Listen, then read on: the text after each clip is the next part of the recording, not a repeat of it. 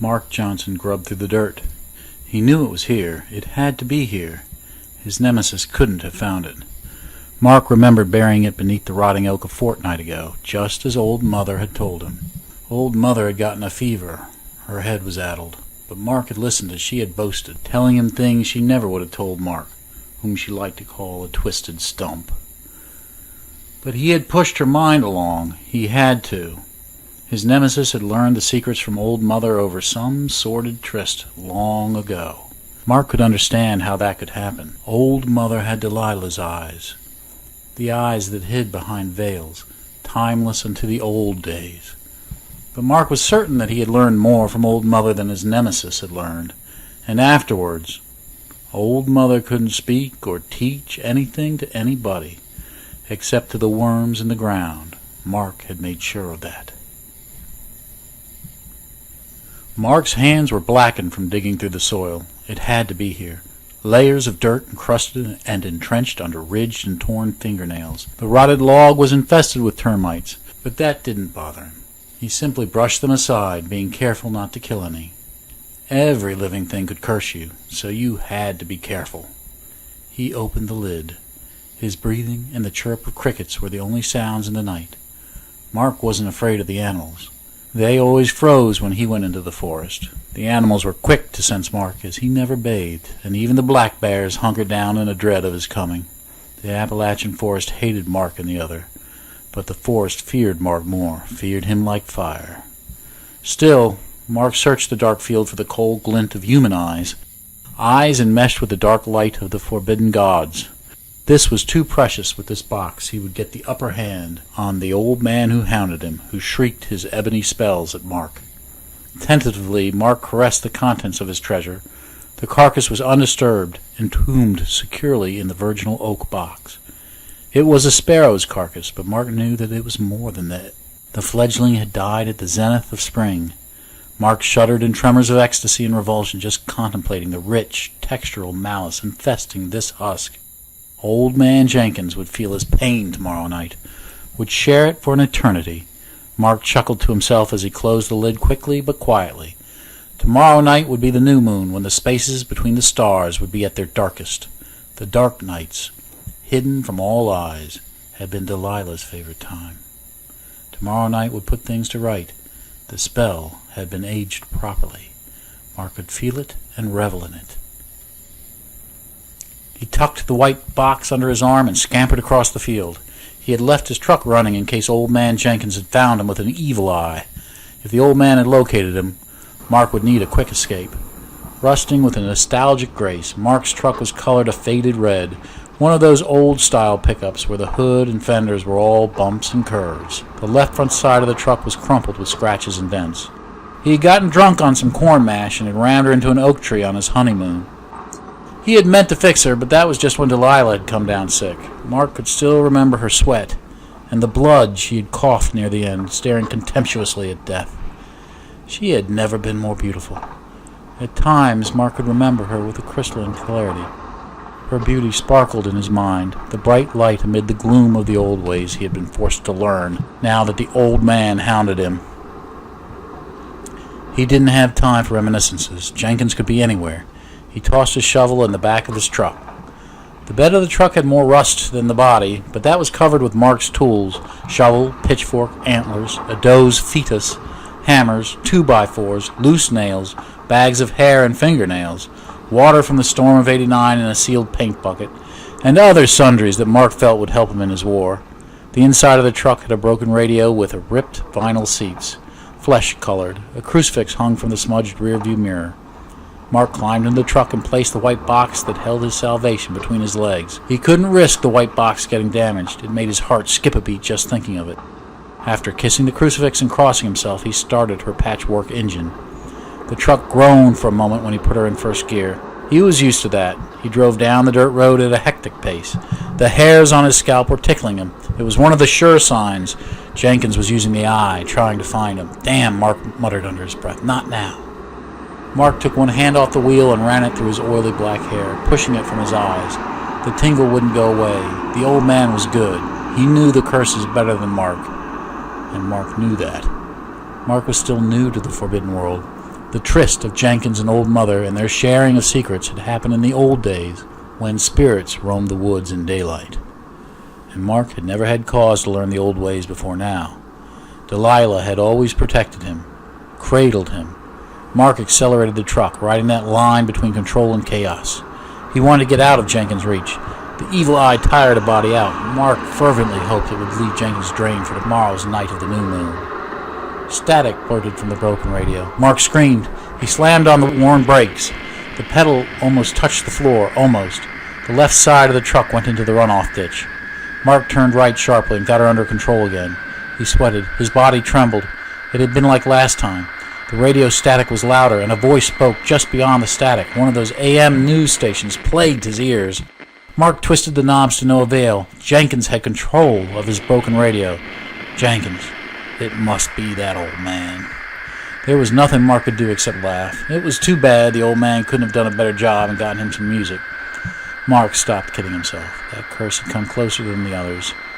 Jenkins had tried to get him to crash, tried to make his truck ram him into an oak tree.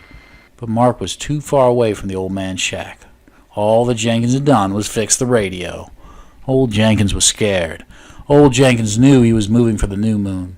That curse was a desperate attack which failed miserably. Rolling over grass that had gone to seed, Mark parked his truck behind his house. He grabbed the sparrow's box with his left hand and held the precious crucifix with his right and kissed it again. Maybe the Lord had saved him from the crash. The Lord knew everything, so he had to know the old ways too. Mark unloaded everything from the back of his truck into his two-room house, and then into his toilet room. He had an indoor bath, a real bath, not some oversized wash tub. Not everyone around here could make that boast. The old man couldn't. Delilah had loved that bath. He remembered warming the water over the wood stove and pouring the buckets of scalding water over her body. She loved that, and loved him for helping her. Now the tub was filthy, but Mark didn't mind. He didn't use it to bathe anymore. The tub was his power bag now. It's where he trapped the spirits of vengeance, the spirits to torture the old man. Tonight, Jenkins was safe. Tonight was just the summoning. Getting things up from hell was a problem. It took blood and promises to get anything more than a damn spirit. No, Mark muttered to himself. That would be too easy for Jenkins. Mark wanted one of the fallen ones who were barred for eternity from the grace. One who could hate like he could hate with a physical body. Mark knew there was no good hate without a body, without the flesh to feel. He had to drag the body up from hell as well as the spirit, so it could carry the old man back with it. Jenkins would languish for an eternity in hell. But what really added joy to Mark, what made the effort worth it, was that Jenkins would be alive in hell, with years left to his natural span, alive with free will in hell, with a body like no other. And the denizens of hell, the fallen ones, and the damned spirits would torture him on that account. The blasphemies began. They would last the entire night. Mark didn't stop until the little sparrow had absorbed all the crushed mandrake, all the blood, all his hate. Delilah would have been proud of him. The tub was dry when the first weak rays of the dawn sun peeked through the broken bathroom window. Gently, he picked the sparrow from the tub, though he couldn't stop his exhausted hands from quivering. The sparrow husk he placed in the oak box and closed the lid. He had a remembrance set for this last day, before the final vengeance, to bolster his courage and harden his resolve. Besides, Mark thought that it would be better to be away from the house if Jenkins was going to stop him. It had to be a curse cast today, before the new moon had risen. Taking the little white box with him, Mark started his truck and kissed the crucifix. The Reverend was coming through the area tomorrow, and Mark intended to ask for forgiveness after his curse was done. The radio was still yapping on that same station. Some man was droning on about some foreign country and some other foreign country arguing. Mark ignored it. Jenkins was only using the radio to spook him. He drove toward the store. It was called simply the store, for there wasn't another for 50 miles. Mark wanted to buy some roses for Delilah. Harvey, the man who owned the store, was ignorant of the old ways. But Harvey loved flowers. His store was the only place for miles that had electricity. Clean-shaven Harvey had built a generator behind the store. He always said that he couldn't live without TV, ever since he had seen a National Geographic show on panda bears. Harvey always wanted to improve himself. A fool who didn't understand the way things really worked. Mark tried to drive calmly. He refused to listen to the little voice on the radio that was now speaking more rapidly. If his fear got to him, it would only make it easier for Jenkins' evil eye to find him again. A buck bounded across the road. It must have had a 10-point rack. Crushing the brake pedal with both feet, Mark barely missed the animal. Dozens of bullets pelted the hood of his truck. His driver's side window exploded. The glass cut his face. It all happened so fast. Mark put his hand on his bloody cheek and looked past the broken window. 5 men rushed through the woods toward him and shouted something he couldn't understand. They wore green army uniforms. They were Chinamen. Mark had seen pictures of Chinamen before. Maybe they were Viet Cong. Mark reached for his shotgun and kept on the rear window rack of his truck. The Orientals kept shouting at him. The radio blared on. His limbs froze. He was scared past his head. Only one man could do that to him, Jenkins. Mark took out his hunting knife and cut his arm. He put the gash up to his eyes and let the blood drop onto his pupils, while he chanted to the raven god of the Indians who had once lived here. He was in the middle of Jenkins' curse. He knew that. It was a damned vision. He lifted his arms from his eyes. His face was smeared as if he were crying blood tears. It was a powerful counter, and it worked. The Oriental boys shimmered and changed into the Jeffries boys, hunting that stag. They had come back from that war in Arab land that had happened several years ago. The boys had smuggled some assault rifles. Mark had put the shotgun on the rack and smiled. Jenkins had failed twice. And they were strapping boys, and old man Jeffries had raised his sons to know how to fight. They had manners, too. They came up at a run and asked how he was. Seeing the blood on his face, they wanted to take him to their mother, who was pretty good at fixing hurts. Mark laughed and told them to stay indoors tonight. The Jeffries boys blanched. Almost everyone knew that he and Jenkins practiced the old ways. Mark drove off. The Jeffries boys headed for home. The buck just wasn't worth it. Mark wiped his face before going into the store. He didn't have a grudge against Harvey and didn't want to upset him. Only Jenkins crawled inside Mark. And he had to get the old man out of him to make more room for Delilah. Delilah deserved his whole heart, so Jenkins had to go. Mark opened the shiny white door of the store. Harvey was so stupid that he had painted over the hex marks. "Hello, Mark," Harvey said. "Take a look at this. My television just started working. Don't even have the generator on. Must have been some electricity left over from the last time I used it." "Roses," grunted Mark. He had a long drive to the cemetery. He wanted the last part of his curse finished before the sun sank. When Harvey didn't move, Mark thumped the grimy counter, not bothering with the limp little bell by the cash register. Harvey looked at him and shook his head. "Don't you want to hear this? It's the president." Mark snarled, "Get me the roses. What do I care about the president? He ain't never helped me. He and you can go to hell, and I mean that. Move. I'm in a hurry." Harvey grabbed a pair of hedge clippers and went out the back. Mark followed closely. Harvey grumbled, "You damn well will care about the president if he gets us another country. We'll be rich. We'll have Russian and Chinese people to do our work for us. Hell, Russia ain't but a bunch of states now as it is. Then they can all send us money for saving them. That's how politics really works, you know." Mark always suspected that Harvey was a shiftless thinker at heart. He snatched the roses from Harvey as soon as they were cut. They went to the cash register, and Mark dug in his jeans for a few squashed bills and left the store. He heard Harvey curse at the TV set as he got in his truck. "Damn, gotta start the generator." Leaving the muddy parking lot, Mark watched Harvey wearily lug a gas can behind the store. The drive to the cemetery was long and winding. The sliding red clay forced Mark's attention. Mountains and foothills commanded the curves of the road, tempting him to be careless. Mark expected trouble. The radio wouldn't stop hounding him with static and blubbering about foreigners. He guessed Jenkins knew where he was. He was certain Jenkins knew where he was going. But the ride was uneventful. Mark drove the truck into a field and turned off the engine. Jenkins' cursed radio wouldn't shut up, and Mark was sore from the long ride. He muttered, "Yankus," an Hittite blasphemy in their dead language. Mark had never studied the Hittite rites or the dragon Ilyankus, but since he had murdered Old Mother and wrested her secrets, he had entered into the practice of speaking in tongues. He simply grabbed the roses in the white box with the bloated sparrow's corpse. He wanted to show it to Delilah. She would be so proud of it. The light of day had surrendered to the twilight edge of night. Mark held the roses with a reverent tenderness and hiked toward the cemetery. The forgotten cemeteries linked the living to the old ways. For the old ways lingered around desolate decay where blasphemies could assume the guise of hallowed ground. Everybody who cared about this cemetery had died, and left it to the ivy and the crabgrass and the chiggers to tend the dead. Such caches of death and old power were scattered around the mountains, usually in family burial plots. Corpses from the Civil War waited for the final day in this cemetery. Delilah was buried here, where no one could find her and pester her. The undergrowth in the Virginian forest was thick and the rain harsh. Most of the marker stones had faded. The cemetery ended as just a miasma of weeds and thickets among some carved rocks, except for one grave, Delilah's freshly turned grave, where the weeds had not yet dared to crawl over her. Mark stood over her grave and gently lowered the roses of the ground in front of her tombstone. He had chiseled her name on that tiny stone. It was only the name without the dates. It was all he needed.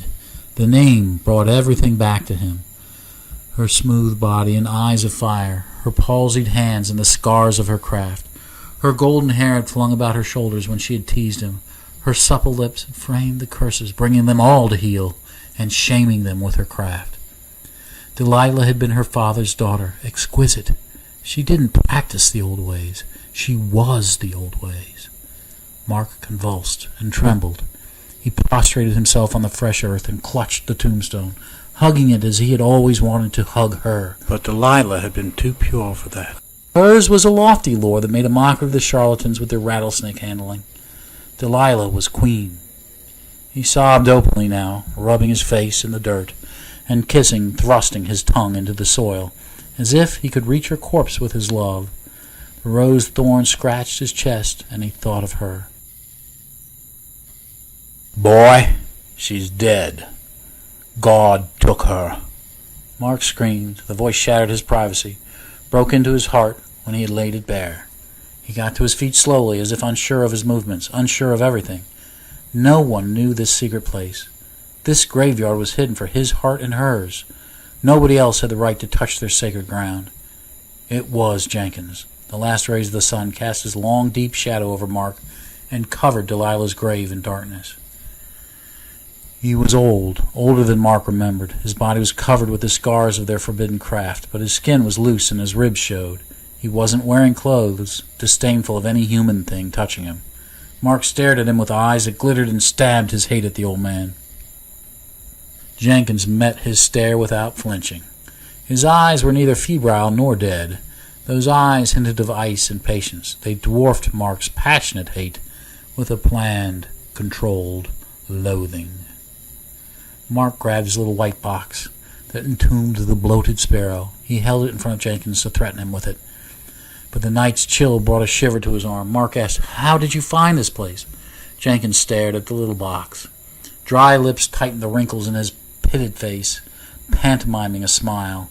His eyes trailed from the box to Mark, and Mark knew that the box held no terror for the old man, that the old man wanted damnation.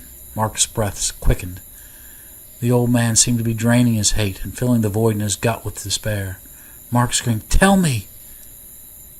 Jenkins spoke in measured tones that held no anger, no joy, no feeling, save for perhaps anticipation, perhaps cruelty.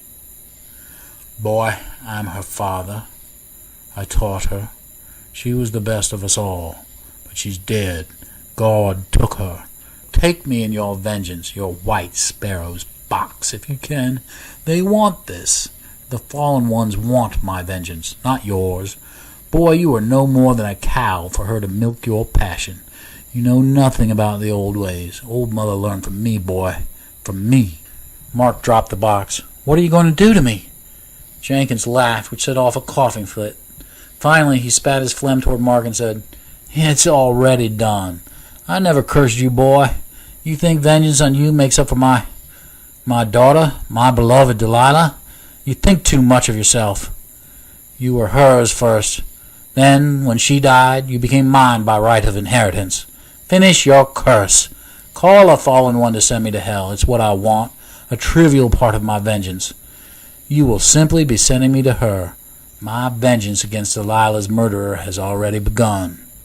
Mark gaped at him. Confusion mixed up everything in him. He said, "If not me, then who?"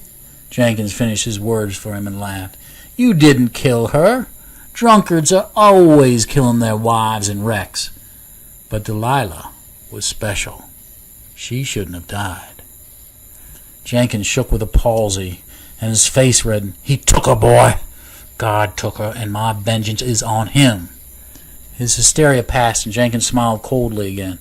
"I even tried to tell you, but you thought my messages were curses. That's how blind you are. My curses were on his world, boy. Tonight, when the darkness between the stars is most deathly, my curses will have done, and I will be revenged. For I have cursed the world, his world, and the nations will destroy each other with their bombs. There will be nothing left, nothing but ashes, ashes.